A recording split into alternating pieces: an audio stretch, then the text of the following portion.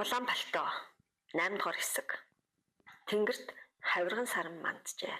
Хорвоогийн нэгэн өдөр жаргаж байна. Энэ сарыг жаргалтай, зовлонтой өчнөө олон хүн над шиг ширтэж зогсоодоо гэж бодсоор Минжмаа цонхноос холдон ээжийнхээ зургийн өмнө очиж зулуурглав. Намын Минжмаатай хамт хуучин гэртээ очсноос хойш хэд хоног өнгөрчээ.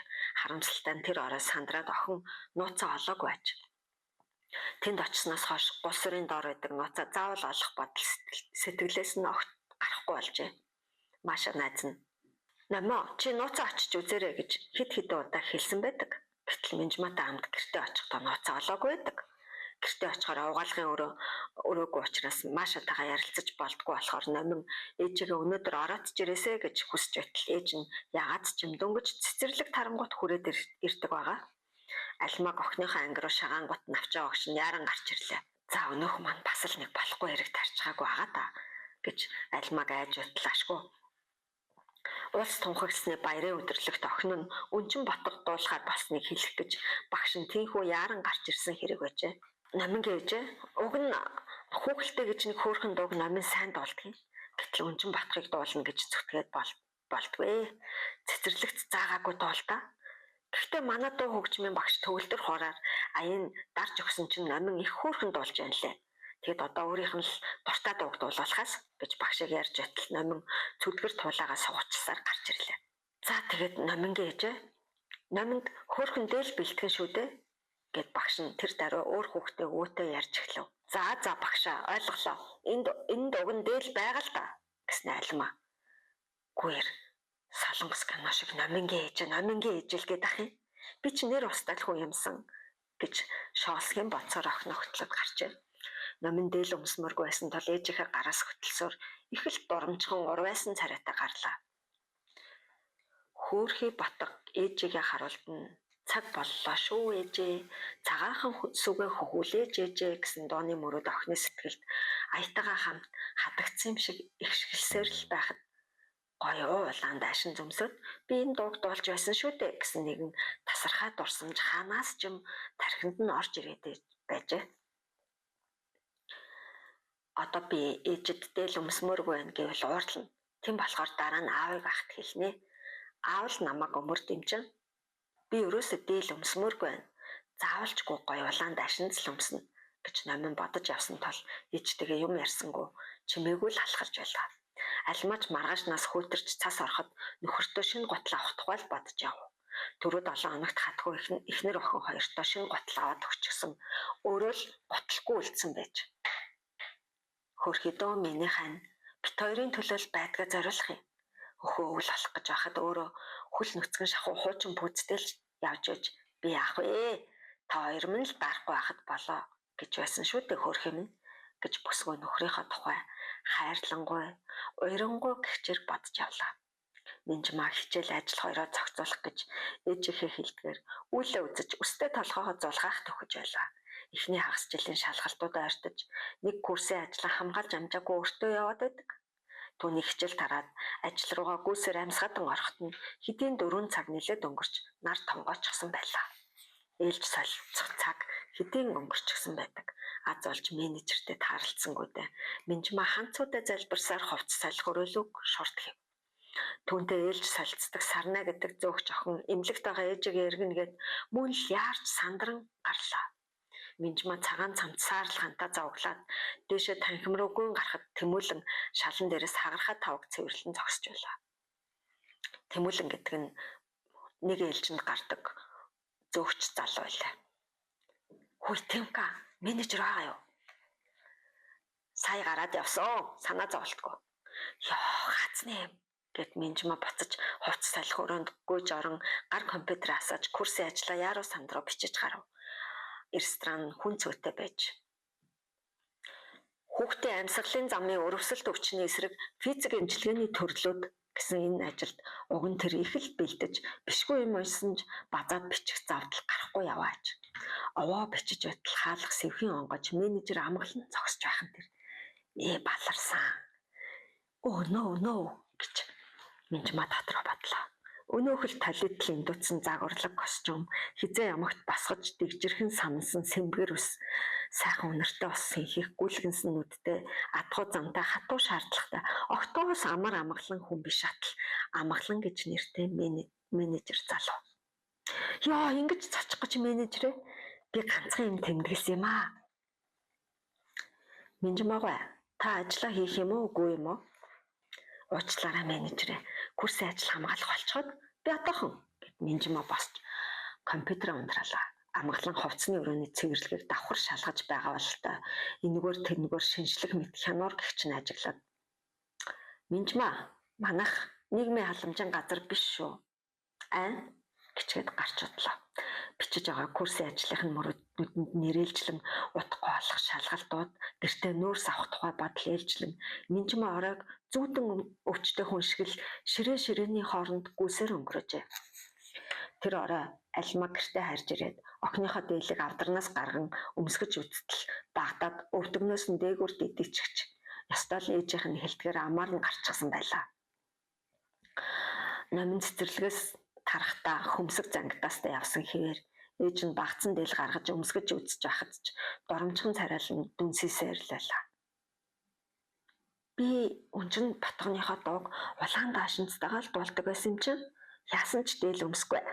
Тэгээд ч гоё Монгол готл малгай байхгүй зүгээр л дээл өмсөх чинь муухай гэж охин дотроо зөрүүдлэн бодож байлаа. Хөөх миний охин чинь ямар хурдан том болж байна.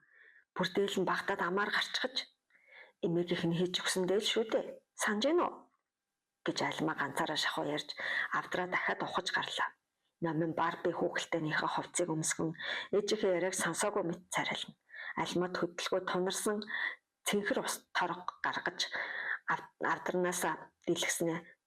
Миний охин хардаа улааны их чинь нодон цагаан сараар өгсөн.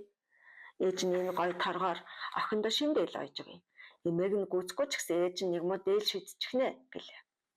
Барби хүүхэлтэйгээ хувцлан чимээг өхөө эрхэлж тоглон суугаа юм шиг атал охин дотроо дээл битэхи би өмсмөргүй байна гэвэл ээж надад гомдчихно доо. Дараа нь тэгж хэлнэ. Тийм ээ Маша гэж дотроо Машатайгаа ярьж байлаа. Тэгтэл гадаа барс нохоо нь хуцснаа машин дуурах дуулдаж охин аав ирлээ гэв. Ээжтэйгээ хамт тэнхүү дүнсэж сусан гэр аавын нэрхээр инээд хөрөөр дүүрээд явчихдаг тул охин аавыгаа ирэхэд тунч дортой. Гаднаас хадхуу жавар дагуулan нүүр дүрэн инээмсгэлсээр орж ирлээ. Альма өнөх цэнхэр дурдангаа хажуу тишээ тавьж босохдоо ашгүй миний хөгшин чинь ямар эртэрээ вэ гэх нь харвас баярлсан шинжтэй. Хадхуу авчирсан хүнсээ их нэртэй өгöd тоглолт суугаа охиныхоо тохон дээр өнөрлөн аав нь охиндоо зургийн дэвтэр авчирлаа. Бас муурхан авсан гэж чихмэл муур зургийн дэвтэр гаргаж өг. Охин юм боцоор сусан тол боссонгүй. Нэг хүүхэдтэй хачин штэ. Намайг бай гэхэд ингэж байдгаа барж хитгэн төгрөгний цалингаасаа дандаа л өөрт нь гоё юм авчирж байгаа эцгийгээ бодохгүй юм. Хүүхдүүд чинь аав ээжигээ хараад дэгж дэрвээд тосоод очдөг шүү дээ гэж альма бодохоос охиндоо гомдох шиг болов. Энэ охины эцэг гэхээсээ нэг л цэрвэж хүндэрхсэн замд альмаа л их шаналж явдаг хүн. Эвтэрхий машинтаа ноцолдон өдөржин хөл дээрээ зогсож тоос шороо тортог дунд ажиллаж ирчгээд гараа угаага аягны амсар зуулгуул охиндоо хошууд ивсэн мөлхөж суугаа нөхрөө харахаар хүүхний өр өвдөж байлаа. Алуу чи минь хуцаа нэмгэлж цайгаа угаач гэд альма номинлоо цэхэлцэх айдан. Алив чи тоглоом авчаад аавда баярлалаа энтер гэж хэлдэг юм уу гэлээ. Эцгийнхээ авчирсан чихмэл морыг уутын шаржигнуулан гаргаад үзэж суусан номин уг нь дотроо баяртай л байсан болохоос ээжигээ өглөхээр уур нь хөрч бүрч дуун цаашаа орж баярлалаа аваа гэд аавынхаа хатар дээр үнсв. Бэг чи миний охиныг бити загнаад юм бодож исэн байхгүй тийм ээ гэд хатхуу чанга нээсээр бослоо. Аав намайг дандаа алгадаг. Ээж тэнэг гэж охин дотроо бодож байлаа. Удалгүй гал дээр хоол боцолж гэр нь улам халууд өгөөд ирэв. Тэр гурав халуун ам бүлэрээ ширээгээ тойрон сууж хооллох зур альма охиноо цэцэрлэгийн өдөрлөг дээр ботгоны дуудуулах болсныг нөхөртөө хэлв. Өө тийм үү миний охин гэж хатгүй хошуу царвана. Хоньны хүзүүний ясыг мөлчөдөл мөлжин савхаар нугсыг гаргаад охиныхоо ам руу хийх хатгүй. Аавын охин чи мондагшд. Өдөрлгөн тэгээд хизээ миний охин гэж асуулаа. Номын хурууга нэгээр нь дарж тоолж үзээд дараагийн 4 дахь өдөр гэсээ бас бид нарыг зурагтаар гаргана гэсэн шүү дээ аваа гэлээ. Оо 25 юм уу? Яасан балан юм бэ? Аав нь захиралтай хөдөө явах юм биш үү? Аав ирэхгүй бол би дуулахгүй гэж охин хэллээ. Аав ээж хоёроо тэр өдөрлөгт хоёулаа ирээсэй гэж нэг их бодоогүй мөртлөө аав л байхгүй бол дуулмааргүй санагдан сэтгэлийн мухартанд алтай нэгэн айц өндөс хийх шиг болжээ. Заавал аав нь яас хийгээд охиныхоо өдөрлөгийг үздэг юм билээ дээ. Захирлаасаа чөлөө авд юм билүү? Уул нь аавын л дагуулж явна гэдэг байгаа юм да. Шөндөд цором хийлгүй ойсоор 2 хоногийн дараа альма охиныхоо дээлийн сүүлчийн шилбийг хадаж дуусглаа. Тэгээд учраа тасалж шилбийг илбэж үзлээ. Тэгээд ойсон тэрлэгээ эндүдэж суухдаа ингэрийн наалт товч шилбэн хэр айтайхан болсны нүзээс дөрвөн цэвэрхэн ойдолтой болсон санагдав. Багтаа туулсан мөчиг тарчигхай амьдрал нь энэ бүсгүйг үнэхээр ажилд соргосон байлаа. Түүнийг дөнгөж 7 хүрч байхад аав нь бурхан болж ээж нь 3 өнчөн хүүхэд нэгдлийн суур хонтой бэлгэсрэн үлдсэн. Удаачгүй нэгдэл гэдэг нь тарсан. Альма эмч болох гээд ангаахын сургуульд оноо дотож хурдхан цалинтай золгохын тулд совилгчийн сургуульд төрийн тэтгэлгээр суралцсан билээ. Совилгчийн сургуульд байхад нь хотод техник мэргэжлийн сургуульд сурж исэн. Зэрэгэлдээ сумын хатгүй санаандгүй кино театрт тааралдаж бүсгүй түүний ажилсаг арх удгүй гэдгийг нь мэдсэн дараа баг өөрөө эргүүлж байгаад суучихсан хэрэгэлтэй. Альма номингийн хэрийн 5-6 таа хасаал шуурган дуруутсан хоноо эргүүлждэг баг дүүдэ бантан хийгээд галаа түлээд ээжигээ хүлээгээд сууж байдаг хүүхдээжээ. Гэсэн ч арай гэж заяасан ганц охиноо өөршгөө ажилд нухлуулахыг огтоос үл хүсэх тул амандаа өнхөх нь холгүй инхрийлэн хайрладаг атал охиных нь байж байгаа царай. За миний охин дээлээ өмсөд үзтээ. Ээж 2 өдөр ажиллаа тараал дээл ойсон. Хурдан өмсч үзээд гоё байна гэхгүй бол гомдох ах та гэсэн бодол тоглож суусан охины толгойд орж ирсэн тул номын их л урайлахнаар за ээжээ гэд ээж рүү очлоо.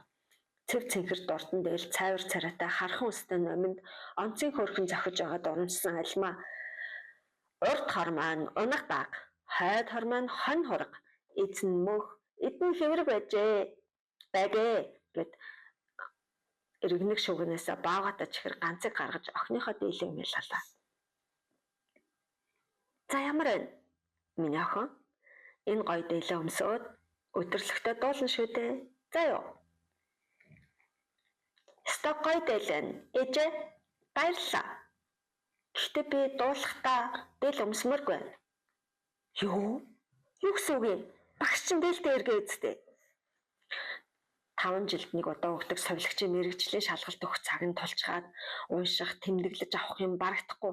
Дээр нь гэртээ ирээл түлэн нүрстэй зурлалд орон гэрээ дулаан байлгах, хоолгонд хийх, охиноо цэцэрлэгтэн цэвэр цэмцгээр явуулах энэ айлыг авч явах гэж энэ их ажлынхаа хажуугаар 2 шөнийн нойроо хасч суун гойсон дээл шүү дээ. Урам нь хугаран сэтгэл нь салхийд л гониглаад явчихлаа. Битээ маяглаад байчи. Яалах гэдгийг чи гэж альма дүрсгийн эсгүүрийн өөдс илүү дотоод товч шилд эндүүгээ хураах зураа хуйсганан уурлав. Номын шин дэлтэйг хошоогоо унжуулан зогсно. Ээжиг би гомдох гээгүй штий. Дээл хийж өгсөнд нь баярлалаа гэж хэлсэн. Зүгээр л өдөрлөгтөө дээл өмсмөргүй байхад гоё улаан даашин л өмсмөр байна гэж охин дотроо бодож байлаа. Номингүй багхан шиг маяглаарай чи. Мэдв? Тэгвэл өмсөхгүй за гэд номин гүжөөдлөн дээлийнхээ ташааны тавчиг тайлах санаатай оролдон зогсож байтал хатгүй ороод ирлээ. Хичнээн ядарсан ч тэр хизээнил гэрийнхаа босгоор хөмсөг зангидан орохыг цэрлдэг хүн. Нүүр дүүрэн инээмсэглэж ямар гоё дээлээ миний охин гэд готлоо тайлснаа ээж охин хоёрын түнжин хагарсан нийлт охин хошоогоо унжуулж альмаа цэвхэлцэн хөмсгөө зангидан энхэн тэрхнийг хурдан эмхлүүлж байгааг хялмхийн харлаа. За яагаад ураачихсан аавын бондгор охин гэд охиноо үнэрлэв. Ээжтэйгээ яагаад ам мурийгаад байдаг бол Аав нь хизээд өөрийнх нь талд байдагт бол номин аврал эрхэм тухсгийн эцгийнхаа хүзүүгээр тэрвэрлээ. Аваад эцгээгээ тэрвэрээд гэж альма хяламхийн харахтаа дотроо их л урамтай болов. Аава би дээл өмсөхгүй. Янзын хөвчтэй багш нь энийг ботгоны доод уулахтаа дээл өмсгсөн. Угаасаа дууныхаа агуулгатай ч гэсэн таарж байгаа үстэй. Хуучин дээл нь багтаад бүр тоодоос юм болцсон. Тэгэхэр нь хоёр шимд нойргоо сууж байгаа тэрлэг шидэд өгсөн чи өмсөхгүй гин. Бидний багт шинд урдан дээл гэдэг чинь олдшгүй дээд гоёлоо исэн бидтэй хатгүй. Ирэхээр хатсан хонгийн ураа тогдгийн билүү? Чи наатаха битэд авраагаад бай. Бүр толгой дээр гарч суух нь наатах чинь гэж өглөх зур бүсгүй нөхөртөө цай аяглан барьлаа. Хатгүй өрөөсөн талдаа охиноо тэрсэн хэвээр хоёр цайг нь гартаа авч ганц нэг ойчилснаар шалны өр дээр цайгаа тавьж намаа миний охин ээжигээ гомдоогоод байна да. Ээжигээ битгий гомдоо. Гой дээлээ өмсөд дуулна мэдөө гэд өврөөсөө чихэр гархан охиндоо өглөө. Намаа эцгийнхаа гарыг тавиулан тоглоомор угаа очиж. Аава би улаан даашинс л өмсмөр байна. Тэхүү гэлээ. Хатгүй савта борцгоноос авч цаандаа хөшөөлөх зур. Ханаа тэр палаж малаж энэ өмсгчгүй яа тийм дээ гэж эхнэр өөдөө царайжлангуу харлаа. Альма дуурсангүй. Аги тэр палажийн өмсгчгэлтөө гэж дахиад л аргатлаа. Альма хөргөчнөөс арилгах ногоогоо гаргаж яснаа гинт дүрсгийн төмсөө шидчихэд зүүн хоймрын хувцсны шүгээр рүү очиж хаалгын тас няс хийлгэн онгойлгож охиныхоо хідэн тоодгор дайшинз жижигхэн цамц энэ тэрхнийг гаргаж шидлэн тэгвэл тэр палажа өмсгөлгүй юу? Юу сайхан дур сайхан. Мусаа юмнууд нийлүүлчихэд гайхуулах гэж хоёулангийн загналаа. Хатгүй ихнэрийнхээ шидэлсэн хідэн жижигхэн даашин зээг цоглуулсан охиндоо өгөхөд номинч мөчөөгөө өгөх янзгүй. Ийм биш ээ. Бүр гоё улаан өнгөтэй торон захтай гоё улаан даашинзл өмсмөр байна гэд байлаа. Охины нүгэнд уламж уурсан альма шүүгнийхаа муу хаалгыг тас саван хаалгаснаа. Битгий маяглчээ. Галзуурсан хогвэ гэд охин лугаа шууган очиж тоодгор хувцсан дундаа урвайн суугаад зөрөөд охиныхоо нуруулуу тэсэлгүй цохоод авлаа. Ингээд маяглчээ. Ингээд аашаа барчээ. Яалах гээд байгаа хогвэ чи гэж ширдэг дээр хөглөр хувцсыг хамхад хатгүй тэсэлгүй. Болооч чи хүүхд цохиж мохоод бэлийн чиний амтныг гэд альмаг түлхснээ охиноо тэрэн авч аргатлаа. Охин өө за нэртэйгээр нь алгадаад авахгүй чи. Нэг л их сүрхийн амтан өрхийн тэргүүн гэлөө өгсөн хойноо тостоо утгалдаа өдөр шингөө алга болчихно. Би нэг аашны толгомтой өдрийг барна.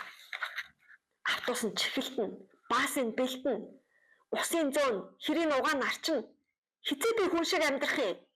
Нүүрстэй ноцолдоод энэ хоёр гар гэж хэрээний саруу шиг.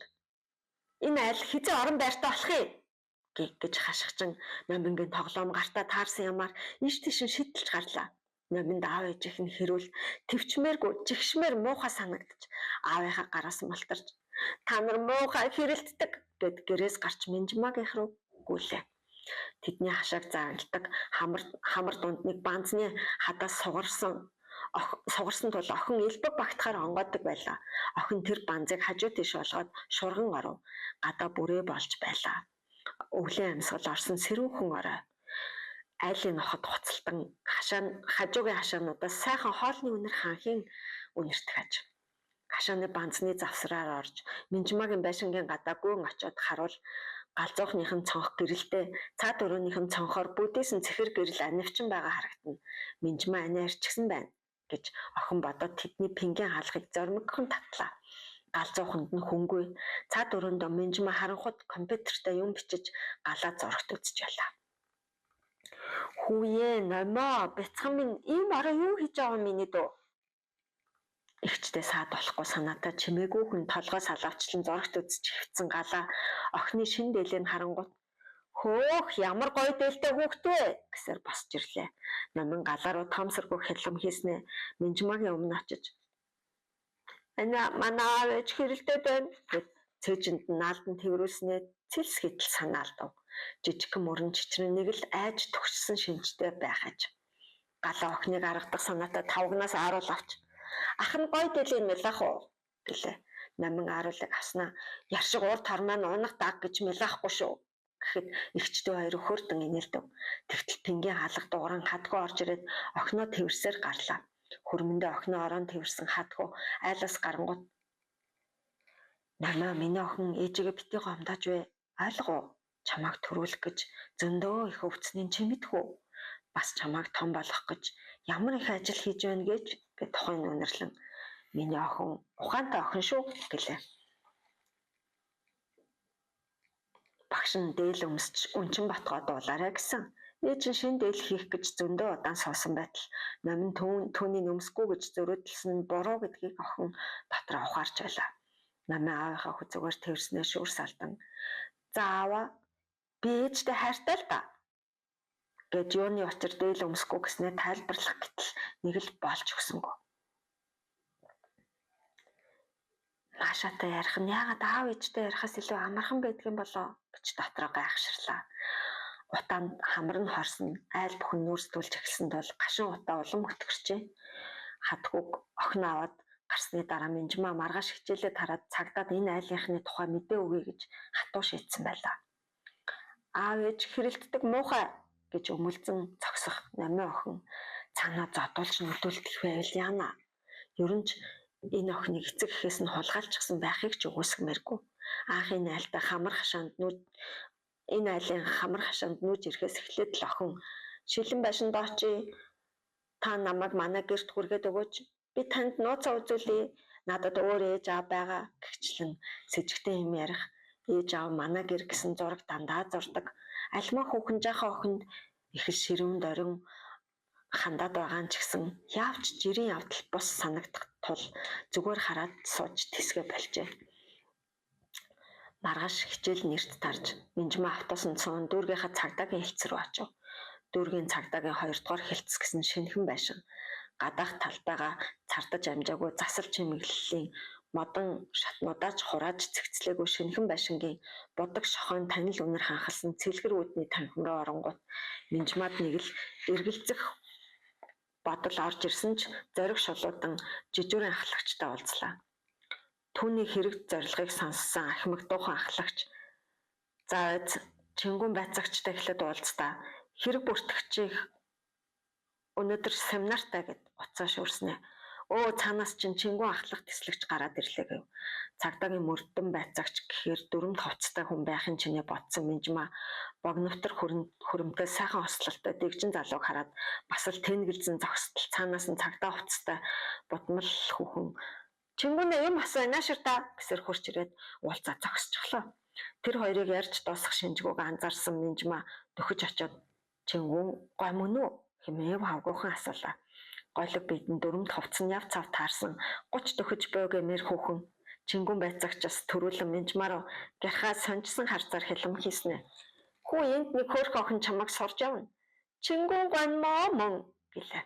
Хажуу тийш хараад хамтрагчтайгаа ярилцаж зогссон чингүн дэслэгч эргэж харав. Богинохон өдөн хүрэм хар жинстэй тойрхон ядарсан царайтай Минжмаа түүнд ямар хууж амьтаа харагдсныг бүү мэд.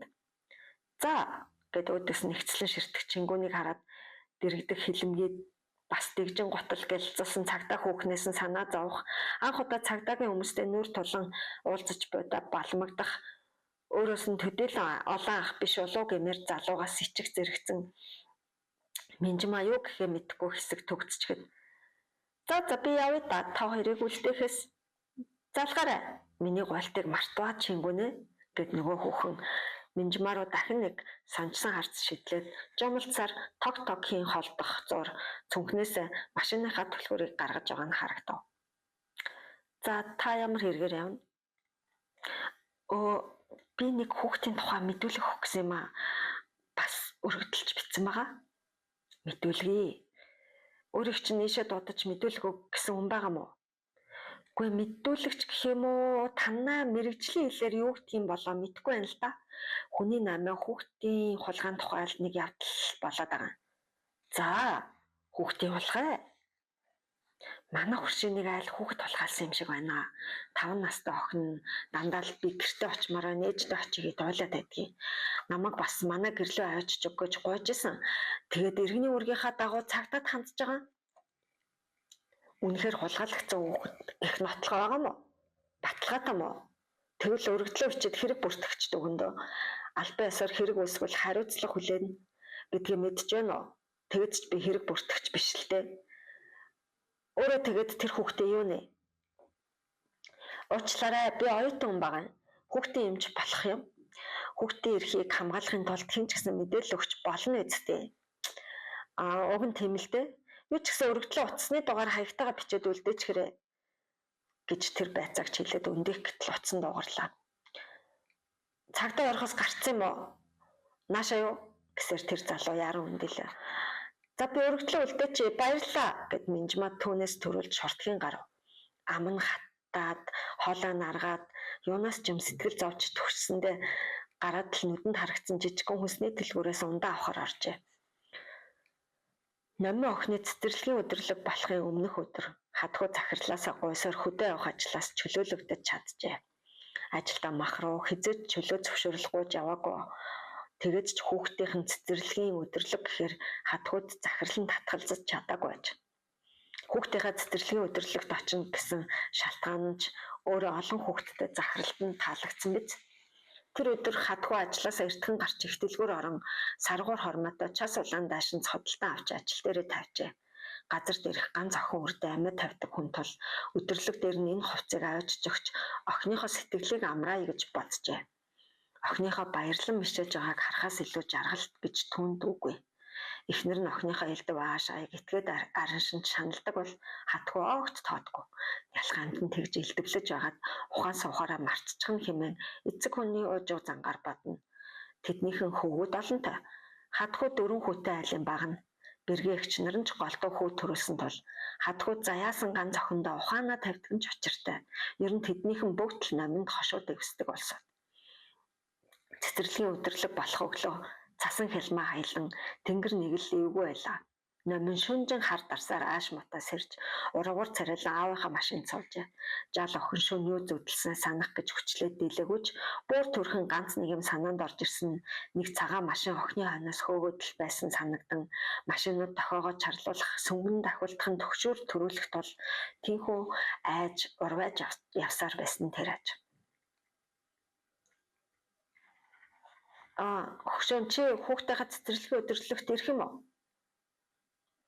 Очно аав нь охиныхоо дуулахыг үзэлгүй яах вэ? Аавын охин дуугаал сайн давтарай. За аава.